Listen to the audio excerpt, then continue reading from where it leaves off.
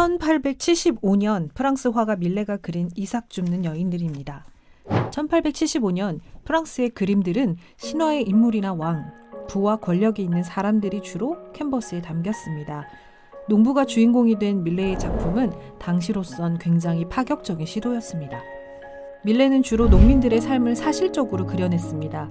그들의 고된 노동은 아름다운 풍경과 어우러지며 노동의 경건함과 신성함을 전해주기도 합니다. 추수한 보리를 쌓는 농부들, 그리고 그들을 감독하는 농장주의 모습, 이삭을 줍는 가난한 여인들의 모습은 당시 프랑스의 빈부격차와 농촌의 현실을 말해주기도 합니다. 당시 이 그림은 하층민을 지나치게 거만하게 표현했다는 이유로 사람들의 비난을 받게 됩니다. 농촌의 빈곤함을 의도적으로 다루어 정치적으로 이용했다며 밀레는 사회주의자라는 오해를 받게 되고 사람들은 그를 공격했습니다. 하지만 밀레에게 정치적 의도는 없었습니다.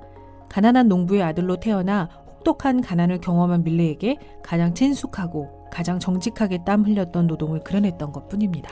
사람들의 공격에도 밀레는 신념을 굽히지 않고 다양한 농민들의 삶을 그려냅니다. 모래먼지 가득한 곳에 이삭을 줍기 위해 허리를 굽힌 여인들의 모습, 해질녘 황혼으로 금빛이 되어버린 정직한 땅에서 사람들의 냄새가 나는 듯합니다. 1875년 밀레의 만종입니다.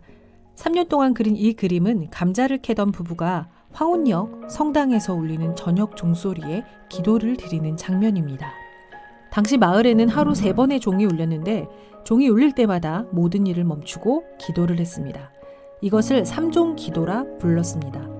삼종 기도는 아침과 정오, 해질녘 3번이 울리며 저녁에 드리는 기도를 만종이라고 합니다. 주어진 삶에 감사하며 기도를 드리는 농부의 경건함이 황혼역 금빛으로 물든 흙먼지를 뚫고 전해지는 것 같습니다. 밀레의 작품은 최근 새로운 해석이 더해졌는데요. 이 작품은 한때 정신 이상자에 의해 훼손되는 사건이 벌어집니다. 작품을 복원하기 위해 X선 촬영을 하는 과정에서 여인의 발 아래 놓인 감자 바구니 아래로 어린아이가 들어갈 만한 작은 나무관의 밑그림이 발견되었기 때문입니다. 이 사건으로 어쩌면 이 그림은 죽은 아이를 땅에 묻기 전에 두 부부가 기도를 드리고 있는 슬픈 그림이다라는 가설이 제기되고 있는데요. 당시 농촌은 가난했습니다. 질병과 굶주림으로 일찍 죽는 아이들이 많았고 이런 비참한 현실을 담아내기 위한 밀레의 그림이었으나 사회적인 반향을 고려해 그 위에 감자 그림을 덧그려 수정했다는 것입니다.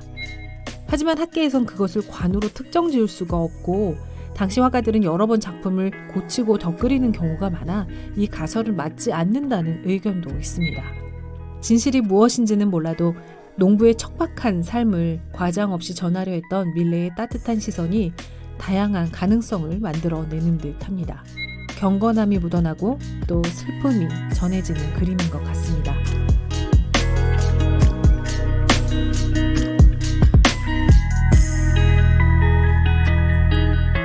밀레의 그림은 노동자의 삶을 아꼈던 반 고흐에게도 많은 영감을 주었습니다.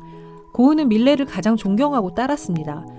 고흐가 동생 테오에게 보낸 편지에서 밀레는 아버지다.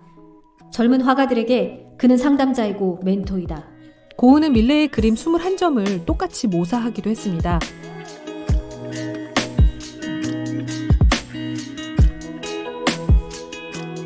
고흐뿐 아니라 클로드 모네, 살바도르 달리와 같은 미술가들에게 밀레는 많은 존경을 받았습니다.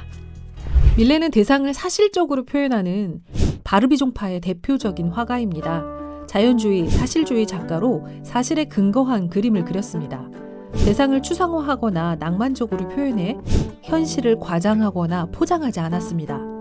가난한 농부의 아들로 태어나 젊은 시절 혹독한 가난을 경험한 밀레는 결코 대상을 이상화하거나 포장할 수는 없었습니다. 모두가 하찮다고 무시하던 농부의 삶을 숭고하게 표현한 장 프랑수와 밀레. 그의 그림은 정직한 노동과 그들의 삶에 대한 존엄으로 보는 이로 하여금 주어진 삶에 감사하고 겸손할 수 있는 마음을 전해줍니다.